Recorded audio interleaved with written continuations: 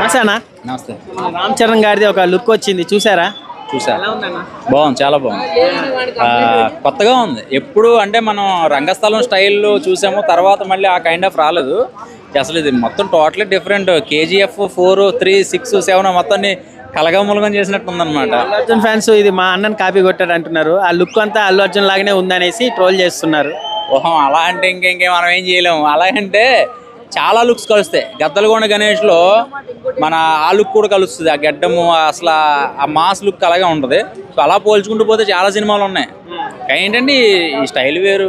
రామ్ చరణ్ అట్లా ట్రోల్ చేస్తారు. వచ్చిన లుక్ బాగానే ఉంది, కానీ కావాలనే అల్లు అర్జున్ కాపీ కొట్టాడు, అది సుకుమారు, శిష్యుడు, బుచ్చిబాబు అంటున్నారు.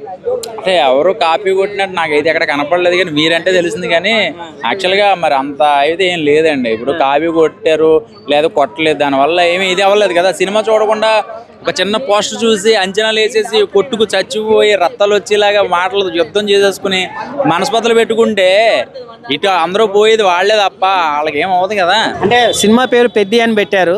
అంటే ఏంటి పెద్ది అంటే ఏంటి, కొంచెం మీకు ఏమైనా స్టోరీ ఏమైనా ఐడియా ఉందా? స్టోరీ అంటే మనకేం పూర్తిగా తెలియదు, కానీ వాళ్ళు చెప్పిన మాటలు ఏంటంటే, అంటే మన బయట సోషల్ మీడియాలో ఏంటంటే క్రికెట్ కోచింగ్ ధోని ఉంటాడు, సో ఆ బ్యాక్గ్రౌండ్లో స్టోరీ నడుస్తుంది అన్నట్టుగా అనిపిస్తుంది.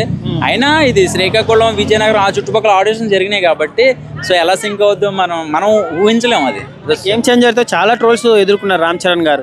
గ్లోబల్ స్టార్ నీకు ఎవరు ఇచ్చారా అని కూడా చాలా మంది రివ్యూలు రాశారు. ఇప్పుడు ఏమంటారు, ఈ పెద్ద సినిమాతో ఆయన స్థాయి ఎలా ఉండబోతుంది? ఇప్పుడు ఎంతమంది ఎన్ని రాసుకున్నా, ఎంతమంది ఎన్ని వాగినా గ్లోబల్ స్టార్ అనేది మెగాస్టార్ ఆ రేంజ్ ఎవరు దాటలేరు. అవన్నీ వాళ్ళ పెద్ద పట్టించుకోరు అసలు. ఎంతమంది వాగినా వాగి వాళ్ళ నోరులు నొప్పి వస్తాయి, కానీ వాళ్ళకి ఏమన్నా చిన్న ఇంటికి కూడా కూడదు అనమాట. బుచ్చిబాబు ఎలా చూపించబోతాడు? ఉప్పెన సినిమా తీశాడు.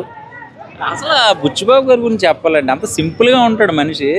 అసలు ఆయన ఉప్పెన సినిమాతోటి అసలు ఆయన ఎంత కట్స్ ఉన్నాయి ఆయన దగ్గరికి. అమ్మ పాన్ ఇండియా కాస్టింగ్ తీసుకొస్తున్నాడు, తమిళ నుంచి ఒక యాక్టర్ని తీసుకొస్తాడు, హిందీ నుంచి ఒక యాక్టర్ తీసుకొస్తున్నాడు. ఆ కాస్టింగ్ చూస్తేనే గూస్ బంప్స్ వస్తున్నాయి. అంటే ఈ సినిమా ఏ రేంజ్లో ఉంటుంది, సైలెంట్గా ఉంటాడు, పుట్టిగా ఉంటాడు. ఈ అమ్మ ఏంట్రా బాబు అనుకుంటాం, కానీ వన్స్ ఒక్కసారి సినిమా అవుట్పుట్ ఇచ్చాడంటే కనుక అర్థమైపోతుంది మనకి. తన ఎక్కువ మాట్లాడు, ఎలా ఉంటుంది అలా ఉంటుంది, బ్లాక్ బస్టర్ ఏం చెప్పట్లా. సో ఏదో మొత్తానికైతే ఒక వండర్ అయితే క్రియేట్ చేస్తాడు అనిపిస్తుంది. ఎందుకంటే ఆ లుక్ అలా ఉంది. అంటే ఆయన ఇటు ఉప్పాడి నుంచి వచ్చిన డైరెక్టర్ యాక్చువల్గా చెప్పాలంటే. సో జనాల నాడి బాగా తెలుసు. అంటే కాకినాడ కానీ చుట్టుపక్కల సినిమా థియేటర్లో ఆడియన్స్ ఒక సినిమాని ఎలా ప్రేమిస్తారనేది చూసి వచ్చాడు కదా. సో సుకుమార్ గారి దగ్గర చాలా వర్క్ చేశాడు. సో సుకుమార్ గారి డైరెక్షన్ అంటే మనకి తెలుసుగా పిన్ టు పిన్ అన్నీ కూడా అబ్జర్వ్ చేస్తూ ఉంటారు అన్నమాట. ప్రతి సీన్కి మెల్ ఉంటుంది. సో అక్కడి నుంచి డైరెక్టర్ వచ్చాడు కాబట్టి నెక్స్ట్ ఒక వండర్ అయితే క్రియేట్ చేయబోతున్నాడు. రామ్ చరణ్ గారి గురించి ఏం చెప్తారు సార్? గేమ్ చేంజర్తో పని అయిపోయింది, ఇంకా లేదు మెగా ఫ్యామిలీ అన్న వాళ్ళకి మీరు ఏం చెప్తారు? యాక్చువల్గా ఆయన పని అయిపోలేదండి, మీరు ఎక్కువ చెప్పడం వల్లే అది ఎక్కువ స్ప్రెడ్ అవుతుంది. ఎవరి పని ఎవరికి అయిపోతుంది చెప్పండి, అట్లా ఏమి ఉండదు. అసలు అది పెద్ద సమస్య కాదు. ఈ రోజు మాట్లాడుకునేది 3 రోజులు ఉంటుంది, 4 రోజులు ఉంటుంది, తర్వాత మర్చిపోతారు. కానీ రామ్ చరణ్ గారిని మర్చిపోవడం అనేది జరగదు కదా. మనం ఏదో మాట్లాడమని చెప్పేసి ఆయన రేంజ్ ఏం పడిపోదు కదా. ఇవన్నీ పెద్ద ఇలాగే హైప్ ఇచ్చి గేమ్ చేంజర్ ని కూడా నాశనం చేశారు. ఇప్పుడు మళ్ళీ అదే హైప్ క్రియేట్ అవుతుంది పెద్ద సినిమాకి కూడా. ఇది జనాలు సోషల్ మీడియా. ఇప్పుడు ఒక మాట చెప్తున్నాను, బెట్టింగ్ యాప్స్ అనే ఒక ఇష్యూ వల్ల చాలామంది అరెస్ట్ అయిపోతున్నారు కదా. రానున్న రోజుల్లో సినిమాని కానీ హీరోని కానీ ఎవరైనా సరే విమర్శలు కానీ నిర్మాతకి నష్టం వచ్చే పని ఏదైనా జరిగితే కనుక వాళ్ళు కూడా ఇక్కడి నుంచి అరెస్ట్ ఉంటుంది.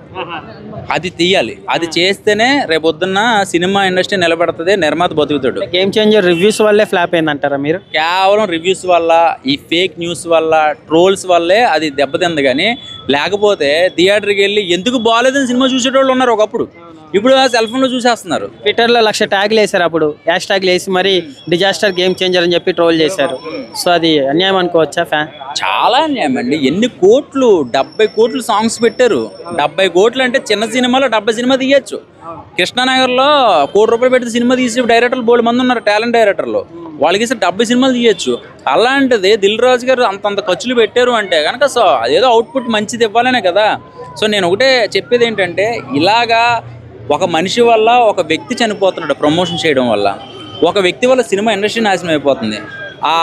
ఆడు ఏదో మాట్లాడేస్తాడు, ఆడు వచ్చేసి ఏదో మాట్లాడేస్తాడు. దానివల్ల ఎంత ఎఫెక్ట్ పెరిగిపోతుంది అసలు. ఏమ్మా మెగాస్టార్ ఫ్యామిలీలోనే రామ్ చరణ్ గారి మూవీ అంత దెబ్బతిందంటే చిన్న యాక్టర్ ఎందుకు పనికొస్తాడు? అసలు అది కరెక్ట్ కాదు. అది దాని మీద స్పందించాలి ఎవరైనా. ఈ ఫేక్ న్యూస్ కృష్ణకాంత్ పార్క్ దగ్గర సినిమాల కోసం ఎవడో రాంగ్గా మాట్లాడుతున్నాడు, వేసే బొక్కలేసే, లేదంటే అవ్వదు, పని అవ్వదు. అసలు చాలా దారుణాలు అయిపోతాయి రేపొద్దున.